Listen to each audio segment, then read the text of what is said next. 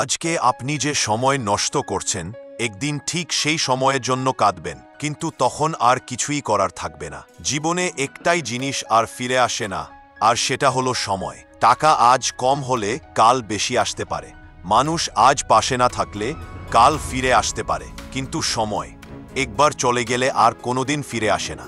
অনেক মানুষ আছে যারা বলে কাল থেকে শুরু করব, সময় পেলেই করব, এখন একটু রেস্ট করি। এভাবে কাল বলতে বলতে তাদের স্বপ্নগুলো কখনো না তে পরিণত হয়ে যায়। মনে রাখবেন, সময় কারো জন্য বসে থাকে না।